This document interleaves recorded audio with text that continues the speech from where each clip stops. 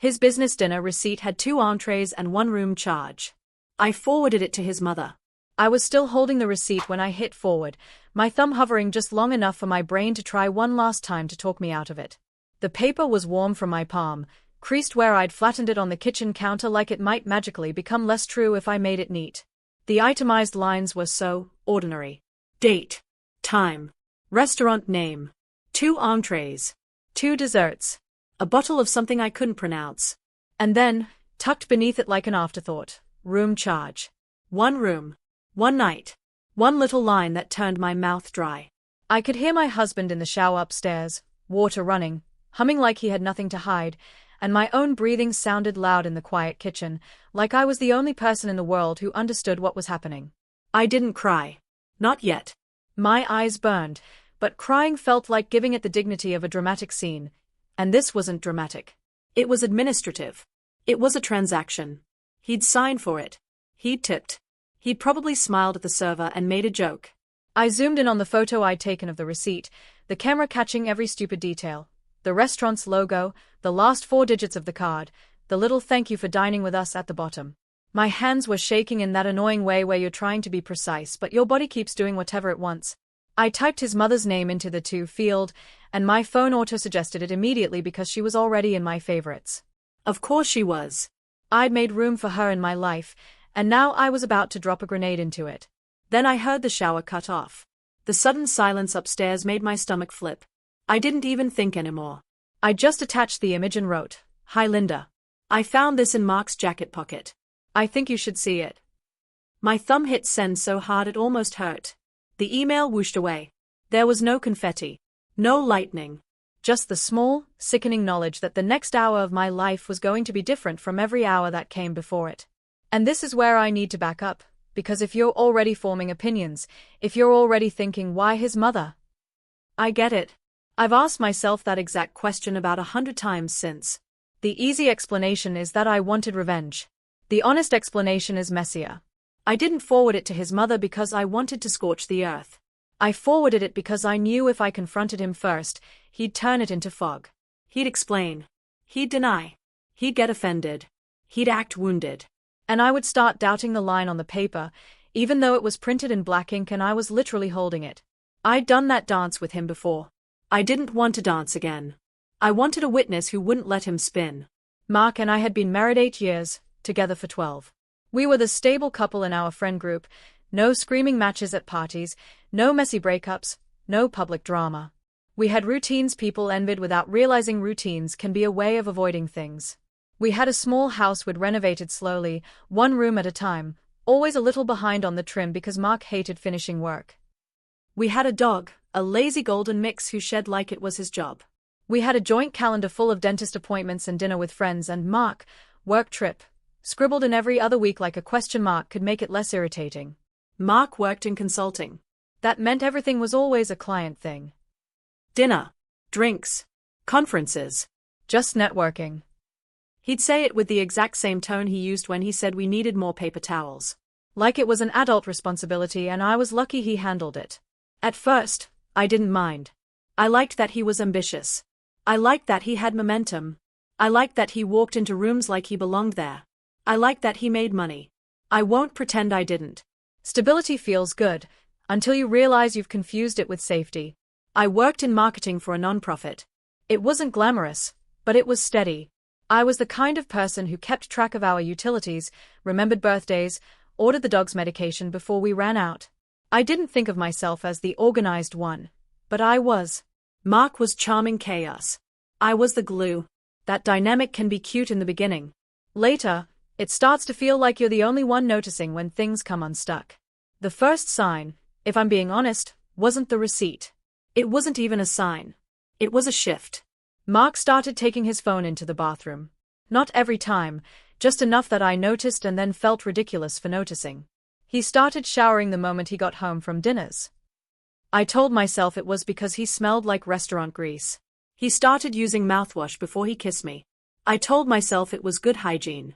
He started buying nicer cologne. I told myself he was finally taking care of himself. And then there were the tiny moments that didn't sit right. Like when he'd come home and tell me about his dinner, but his story had no texture.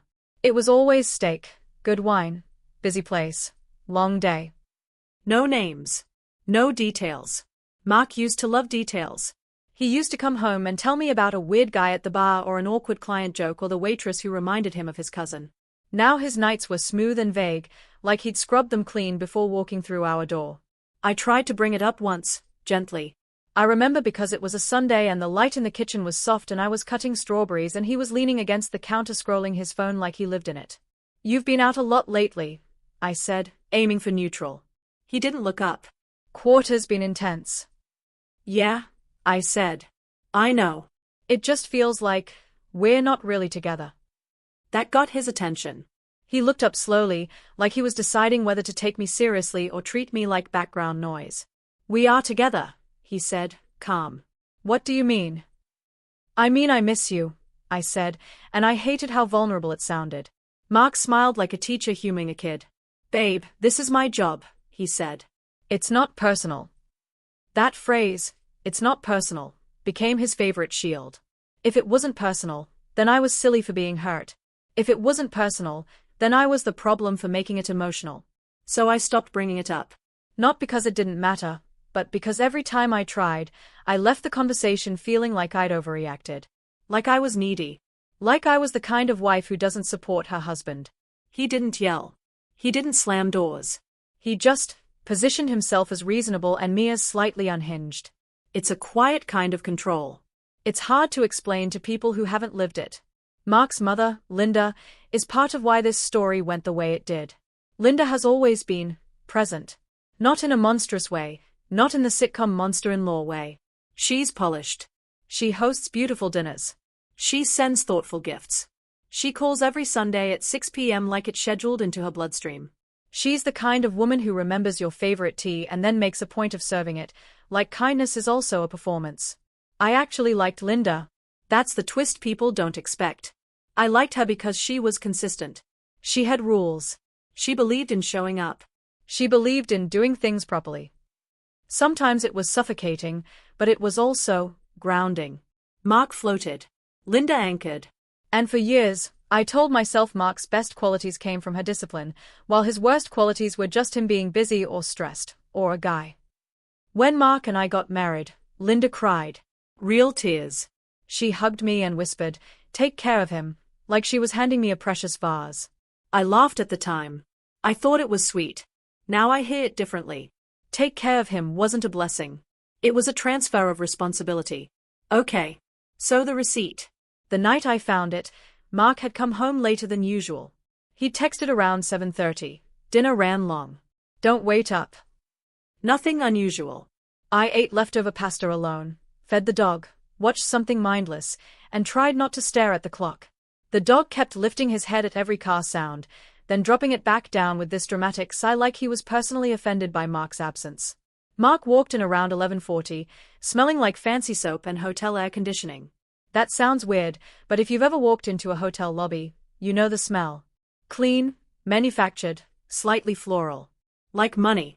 He kissed me on the top of my head, not my mouth. "Hey," he said softly, like he didn't want to wake the dog. "Sorry. Long one." I looked at him. His tie was gone. His collar was crisp. Too crisp. Like it hadn't been sat through a long dinner. "You okay?" he asked, as if he was the concerned one. "Yeah," I said, because I'd learned that no would turn into a debate. He nodded and headed upstairs. "I'm gonna shower. I feel gross." "Okay," I said again. He showered immediately, of course. While he was up there, I went to the laundry room to toss his clothes in the hamper. It was automatic. I didn't even think about it. I picked up his suit jacket from the chair where he'd dropped it, and it felt heavier than usual. There was something in the pocket. It was a receipt. Folded twice, tucked like it was nothing. Like trash. I unfolded it under the harsh laundry room light, and it took me a second to process what I was seeing. I saw the restaurant name first, some expensive place downtown we'd never go to because it's overpriced.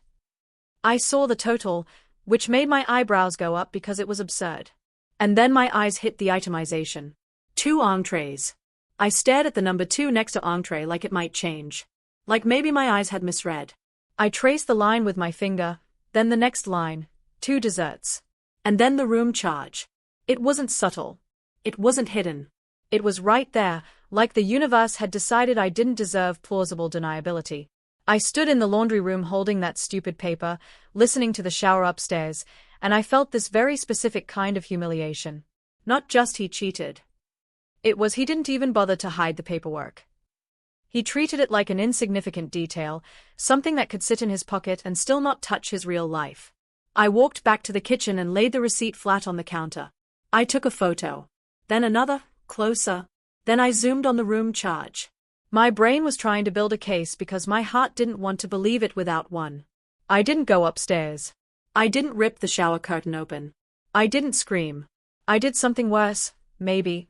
I waited. I let him come down like nothing happened. Mark came into the kitchen in sweatpants, hair damp, smelling like his body wash. He opened the fridge like he was looking for a snack. He didn't look at me. Was dinner good? I asked, and my voice sounded strangely normal. He glanced over. Yeah, he said. Just a work thing. I nodded once. Who was there? Mark's eyes flicked. Quick. Just some people, he said. You know. Client. What client? I asked.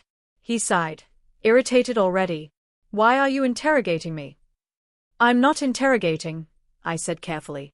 I'm asking. He shut the fridge.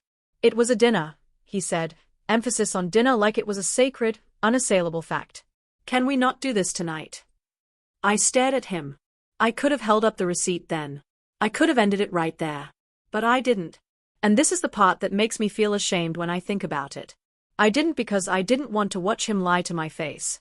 I didn't want to see how easily he could say you're crazy while I held printed proof in my hand. I wasn't ready to have my reality challenged in real time. So I nodded. Yeah, I said. We cannot do this. Mark relaxed instantly. He leaned in and kissed my forehead. Thanks, he murmured, like I'd just agreed to something reasonable. Then he went to bed. I stayed up on the couch staring at the ceiling, feeling like there was a small animal trapped in my chest. My hands were cold. My jaw hurt from clenching. And that's when I thought about Linda. Linda, who always called Mark out when he was being selfish. Linda, who had a moral code that felt carved into stone. Linda, who had told me, more than once, Mark can be careless. Keep him accountable. I heard that line in my head like a suggestion. Keep him accountable. So, fine. I would. The next morning, Mark left early. Busy day, he said, grabbing his travel mug. He didn't look at me long enough to notice I'd barely slept. As soon as his car pulled out, I took the receipt back out. I took photos again in better light. I looked up the restaurant to confirm it was attached to a hotel, because I was still trying, stupidly, to find a non-horrible explanation. But the restaurant was literally inside the hotel. The room charge wasn't a separate line. It was part of the same bill. He'd eaten there and charged it to the room. There was no maybe left. I walked around the house like I had to burn off energy. I cleaned the kitchen twice. I brushed the dog even though he didn't need it. I started a load of laundry and then forgot I started it. I kept picking up my phone and putting it down. Then, around noon, I forwarded the receipt to Linda. And immediately after, I regretted it. Not because it was wrong, but because it was irreversible. I'd brought her into it. I'd used her. And even if she took my side, even if she hated what Mark had done, I knew the dynamic would change. Linda doesn't do things halfway. If she stepped in, she'd step in fully. She'd want details. She'd want control. Within 3 minutes of sending the email, my phone rang. Linda. I stared at it. My throat tightened. I let it ring once. Twice. Then I answered. Because what else was I going to do? Pretend I hadn't just detonated the quiet? Hi, I said, and my voice cracked on the word. Linda didn't do small talk. Is this true? She asked. No hello. No sweetheart. Just the question, sharp as a pin. I found it in his pocket, I said. I don't know what else it could be. Silence. I could hear her breathing. I pictured her in her kitchen, her spotless counters, her expensive kettle, her posture straight even when she's alone. Where is he? She asked. At work, I said. Are you safe? She asked, and I almost laughed because the question was so formal. Safe. Like Mark was a physical threat. Mark wasn't the type to punch walls. He was the type to smile and lie. I'm Fine, I said. I stopped because I didn't have a word for it that didn't make me sound melodramatic. I'm coming over, Linda said. My stomach dropped. Linda, you don't have to.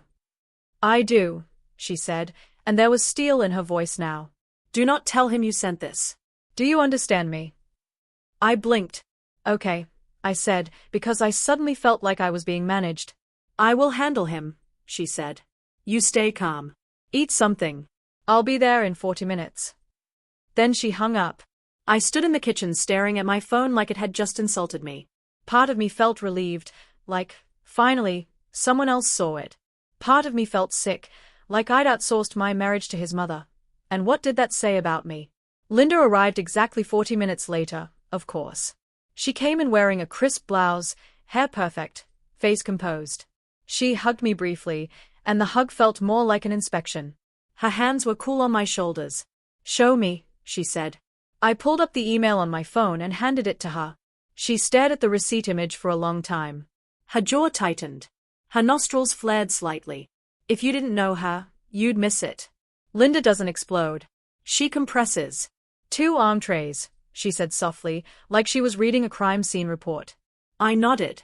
And a room charge, she said, voice flat now. I nodded again, my eyes stinging. Linda handed my phone back. Sit, she ordered, pointing to the kitchen chair. I sat. I felt like a child. Linda paced once, then stopped. How long has this been going on? She asked. I don't know, I said. I only found this last night. Has he been distant? She asked. Yes, I admitted. He's been busy. Always busy. Linda made a small sound in her throat, like disapproval. Then she looked at me, and for a moment her expression softened. You didn't deserve this, she said. That sentence hit me harder than I expected. Not because it was profound, but because it was so direct. Mark had never said anything that direct about my feelings. Linda did, in 10 words. Then her face hardened again. Do you want a divorce? She asked, like she was asking what I wanted for dinner. I stared at her. I don't know, I said honestly. I haven't talked to him yet. Linda's lips pressed together. You will, she said. But not alone. My phone buzzed on the counter. A text from Mark, running late. Dinner with the team again. Don't wait up. I stared at the text until the words blurred. Linda leaned over and read it without asking.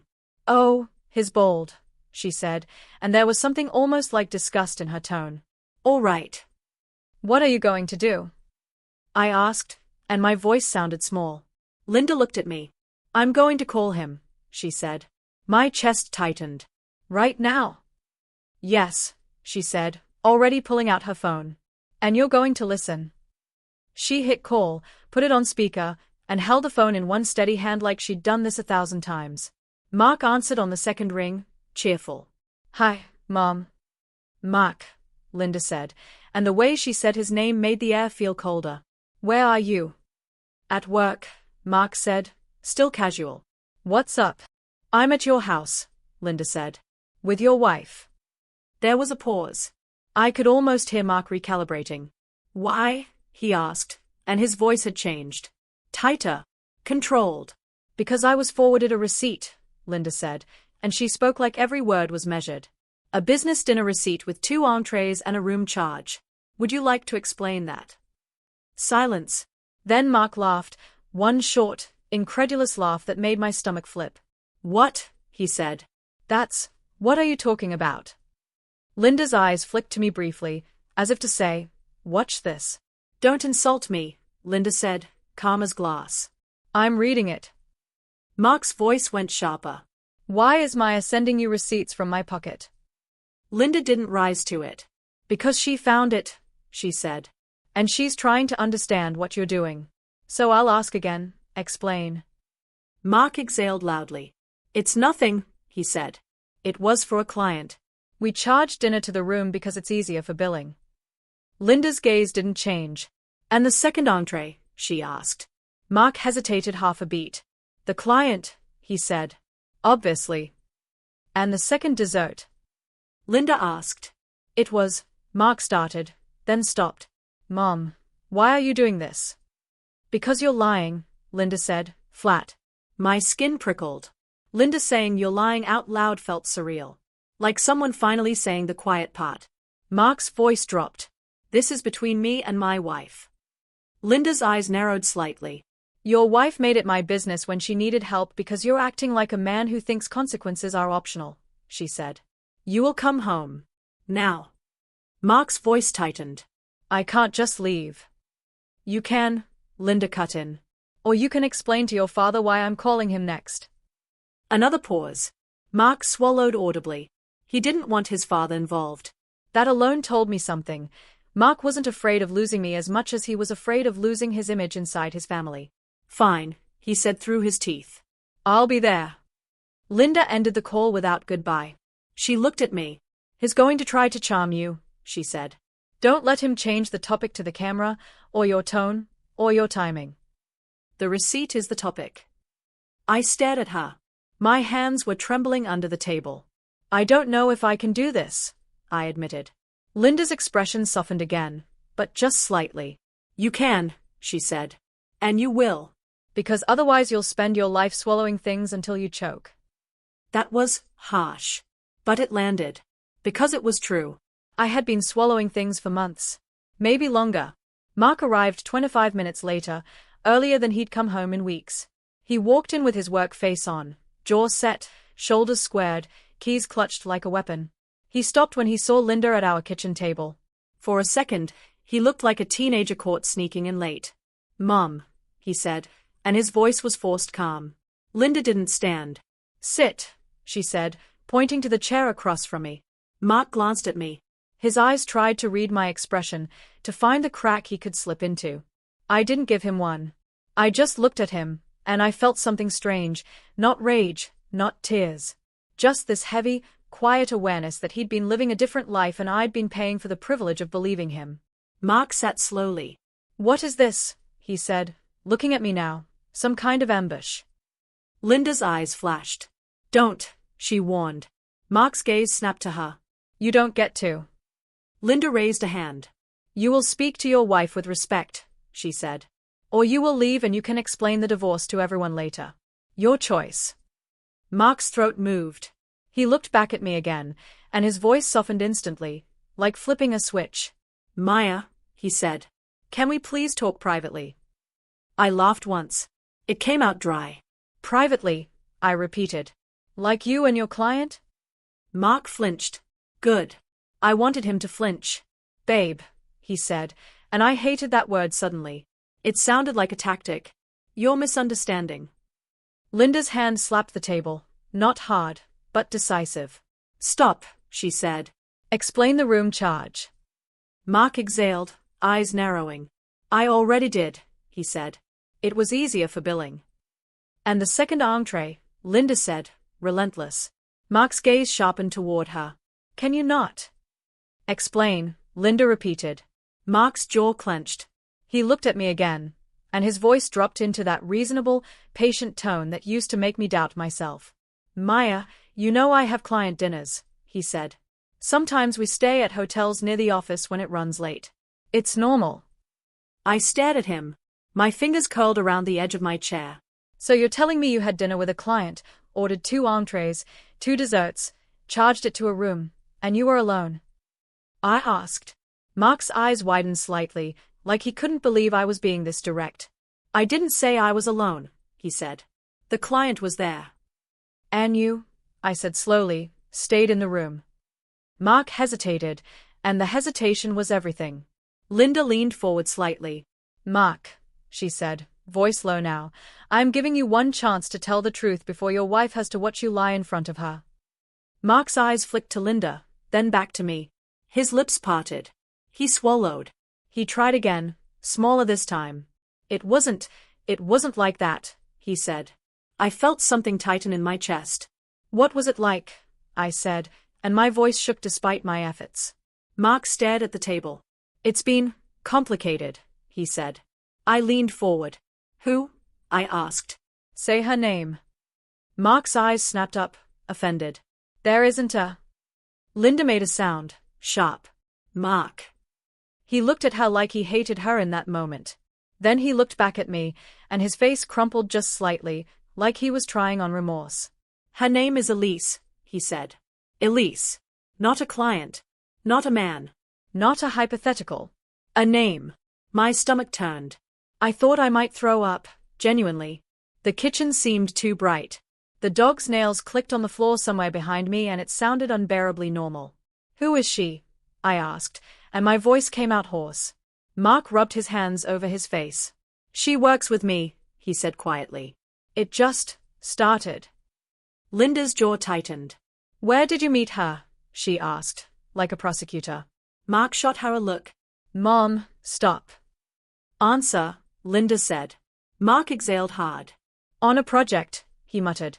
We were traveling. It was late. We talked. I stared at him. You talked, I repeated, and my mouth twisted. You charged talking to a hotel room. Mark flinched again. It wasn't planned, he said quickly. It was stupid. It happened once. Linda's eyes narrowed. Once, she echoed, and there was disbelief there. I stared at Mark. Once? I asked. Mark nodded too fast. Once, he insisted. It was a mistake. And here's the thing. If Linda hadn't been there, he might have gotten away with that. Because I wanted so badly for it to be once. I wanted so badly to believe in a simple mistake. Something you can patch. Something you can file under, we'll recover. But Linda didn't want simple. She wanted true. She stood up abruptly, walked to our entryway where Mark's jacket was tossed over a chair, and picked it up with 2 fingers like it was contaminated. She reached into the inside pocket, and without even looking, pulled out his phone. Mark stood up instantly. Mom, what are you doing? Linda held the phone up. Your wife has been living with a man who thinks once is a magic word, she said. Unlock it. Mark's face went red. Absolutely not. Linda stared at him. Then leave, she said. And I will tell your wife what you're refusing to show her. Mark's eyes darted to me. Maya, this is insane, he said. My mom is. Unlock it, Linda repeated, voice flat. Mark's jaw clenched. He looked like he wanted to explode. Instead, he did what he always did. He tried to make me the villain. You sent my mother a private receipt, he said to me, voice rising.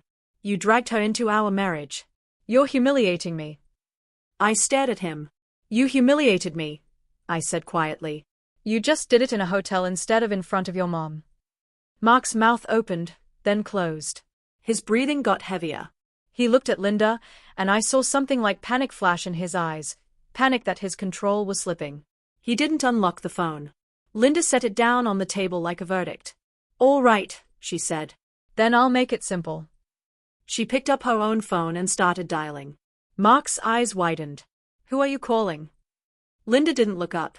Your father, she said. Mark lunged forward, hand out. Mom, stop. Linda held her phone away like she was fending off a child. You will not put your hands on me, she snapped. Mark froze, breathing hard. He stared at the phone like it was a guillotine. Mom, he said, voice cracking slightly. Please. Linda's finger hovered over the call button. Unlock it, she said, final. Mark's shoulders sagged. He looked at me one more time, like he was hoping I'd save him. Like I'd intervene and say it's okay. Like I'd make it easier for him. I didn't. He unlocked the phone with shaking hands and slid it across the table toward Linda. Linda didn't scroll much. She didn't need to. She opened his messages, and within seconds her face changed. Not shocked, not surprised, just confirmed. Like she'd found what she expected. She turned the phone toward me. I saw a thread labeled E.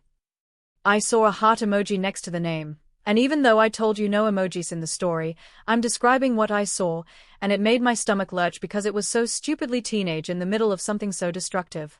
The last message from Elise said, same room next week? I miss you. Last night felt too short. My vision narrowed. My ears rang. I stared at the words until they blurred. Then I looked up at Mark. He looked away first. Linda slid the phone back like it was dirty. Once, she said quietly, dripping with contempt. You lied to her face. Mark's voice came out thin. I was scared, he said. I laughed, but it came out like a cough. You were scared, I repeated.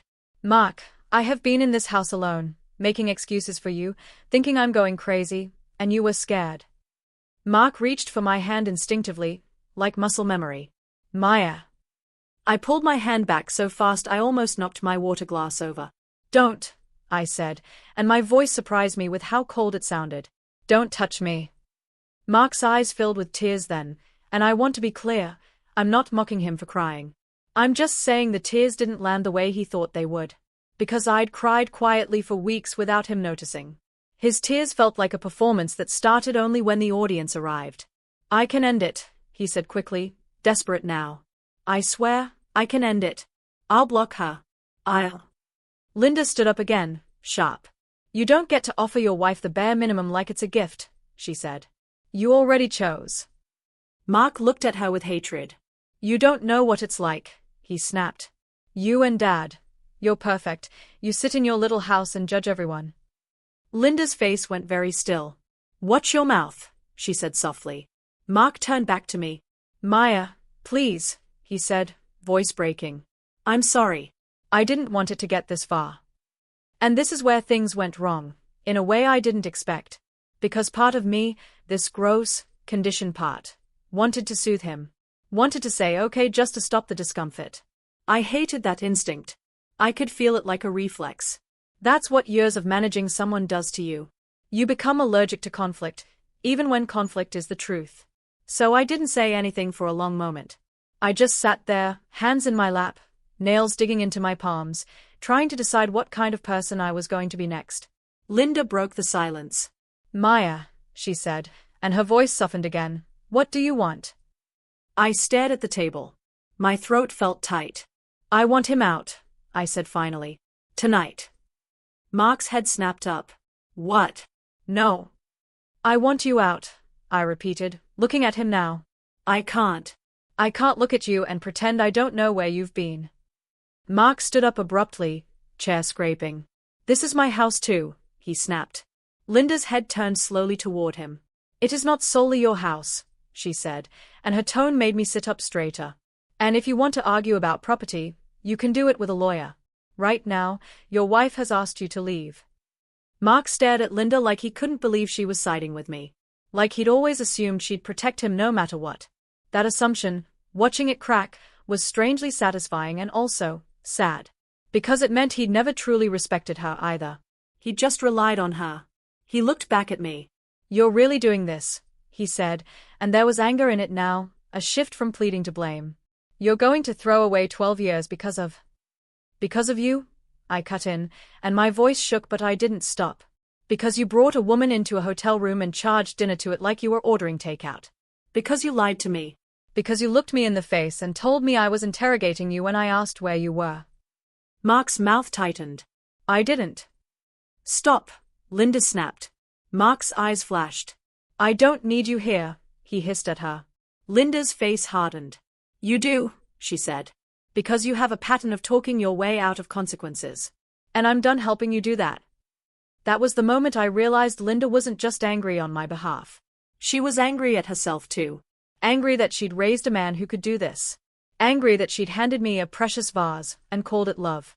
Mark stomped upstairs to pack, slamming drawers, yanking hangers like he wanted the house to feel his rage. Linda stayed at the table with me. The dog wandered in and put his head on my knee, sensing tension like animals do. Linda reached across the table and put her hand over mine. It was the first time her touch felt purely human, not curated. I'm sorry, she said quietly. I truly am. I swallowed hard. I shouldn't have emailed you, I admitted, and my voice cracked. That wasn't fair. I didn't know what to do. Linda shook her head slightly. You did what you had to, she said.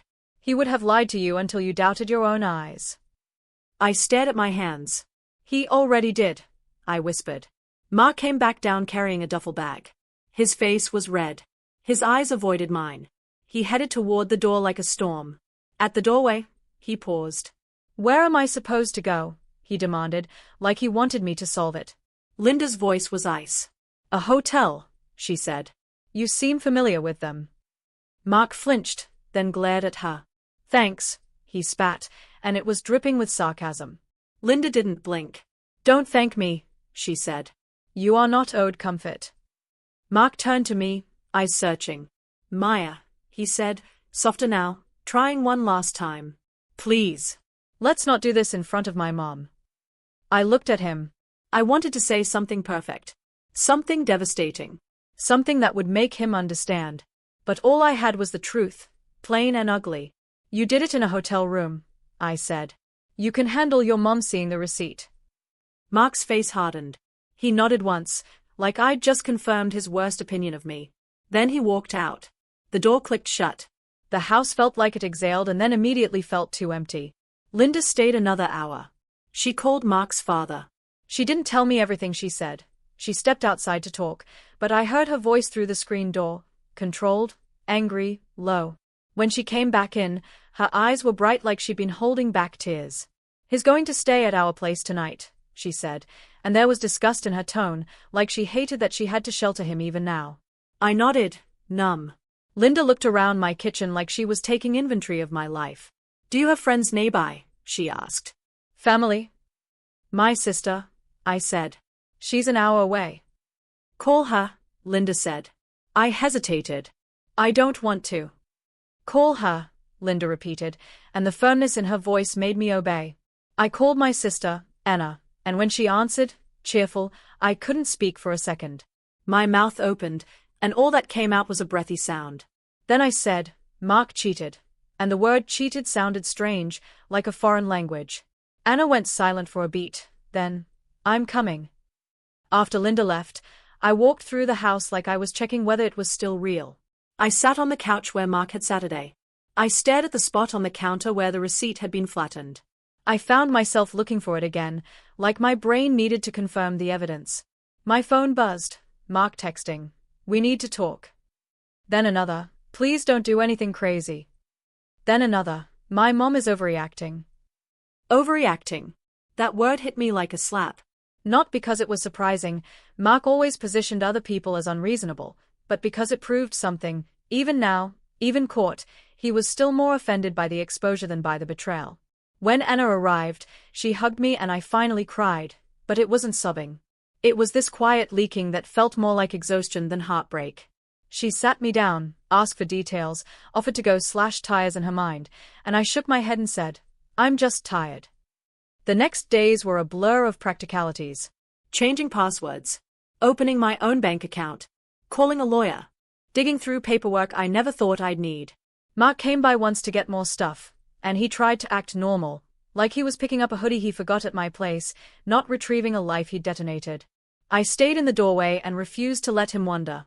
That boundary felt both empowering and humiliating, like I'd become a bouncer in my own marriage. Linda called me every day for a week. Sometimes she was supportive. Sometimes she was directive. Do not answer his calls, she'd say. Get everything in writing. Do you have copies of your tax returns? It was helpful. It was also strange. There were moments I resented her involvement. Not because she'd done wrong, but because her presence reminded me how little Mark had respected me. He listened to Linda in ways he never listened to me. That stung. Mark, meanwhile, swung between apology and anger. He would text, I'm sorry, I hate myself. Then 2 hours later, you shouldn't have sent it to my mom. He'd call and leave voicemails where his voice sounded raw, then the next voicemail would be cold. We need to figure out what we're doing with the house. At one point, he said, you made me look like a monster. And I sat there holding my phone thinking, you made yourself look like a man who charges betrayal to a room. I just forwarded the invoice. Here's the unresolved part. The thing that doesn't fit neatly into a satisfying ending. Linda didn't stay my ally in the simple way you'd expect. She stayed complicated. She was furious at Mark. Yes. She cried once on the phone with me, which I'd never heard before. She said, I raised him better than this, and I believed she believed it. But she also couldn't fully let go of being his mother. She wanted to fix him. She suggested therapy for him like it might reverse time. She asked me, carefully, if I'd consider counseling before making a final decision. I remember gripping the phone and saying, Linda, he didn't trip and fall into a hotel room. There was a pause. Then she sighed and said, I know. But knowing and accepting are different things, and Linda was still trying to build a bridge back to something familiar. I think part of her was trying to save me too, save me from becoming a divorced woman, save me from the mess. But saving isn't always what people need. Sometimes you don't need to be saved.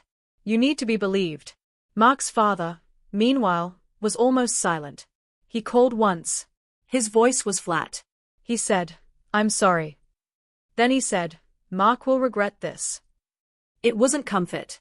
It was a statement. Like a weather forecast. As for Elise, no, I never contacted her. Not because I was noble. Because I didn't want to give her a role in my life. I didn't want to give her my rage. I didn't want to give her the satisfaction of knowing she mattered enough for me to type her name. But I will admit something I'm not proud of. I did look her up. I found her LinkedIn. I found her smiling headshot.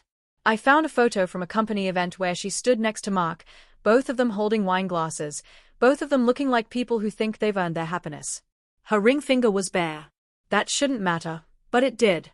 It made it feel less like a mutual betrayal and more like she'd stepped into my life like it was an available seat. And one night, when I couldn't sleep, I found myself wondering what she thought of me. If she ever pictured me. If she ever pictured my kitchen, my dog, my mug. Or if I was just a vague obstacle in the background of her romance story. That thought didn't make me feel better. It just made me feel small. Like my marriage had been reduced to a footnote in someone else's excitement. People keep asking. Well, the few people who know keep asking why the receipt was the thing that broke me. Because, yes, there were other signs. Yes, there were other shifts. But the receipt was physical. It was undeniable. It was proof that fit in my hand. And maybe the most brutal part was how unromantic it was. No love letter. No dramatic confession. Just a printed list of purchases and a room charge, like betrayal was something you can order and sign for. I don't have a big revenge ending. I didn't show up at his office. I didn't post on social media. I didn't key his car. I did something quieter. I stopped protecting him from consequences. I stopped absorbing his lies so he could remain comfortable. We're in the middle of divorce proceedings now. It's not cinematic. It's paperwork and awkward meetings and me learning the difference between mine and ours in a very literal sense. Some days I feel relief so sharp it scares me. Other days I feel grief over the life I thought I had, and it feels almost embarrassing to miss someone who hurt you. But then I remember the receipt, and the embarrassment shifts back where it belongs. If there's one opinion I formed that I can't shake, it's this: people love to treat cheating like a moment of passion, a lapse, a mistake. But what I saw wasn't passion. It was logistics. It was planning. It was a man ordering 2 entrees and charging it to a room while his wife sat at home feeding the dog. That doesn't feel like a mistake. That feels like a choice made over and over until it becomes routine. And maybe the hardest part isn't even Mark. It's realizing how long I practiced making myself smaller to keep our life smooth. How easily I accepted vagueness because clarity would have required conflict. How many times I told myself I was being ridiculous just to avoid the discomfort of being right. I forwarded the receipt to his mother because I needed a witness, someone who couldn't be charmed, someone who wouldn't let him rewrite the story. And it worked. It forced the truth into the open. But it also taught me something I didn't expect. Even when the truth is obvious, people still try to sand it down until it's tolerable. They still try to make it not that bad, so they don't have to sit with how ugly it really is. I don't want tolerable. I want real. Thanks for watching. If you've ever found a small piece of proof, something mundane like a receipt or a charge or a timeline that didn't add up, and it cracked your whole reality open, share your story in the comments. I read them, and I think it helps to know you're not the only one who had to become their own witness.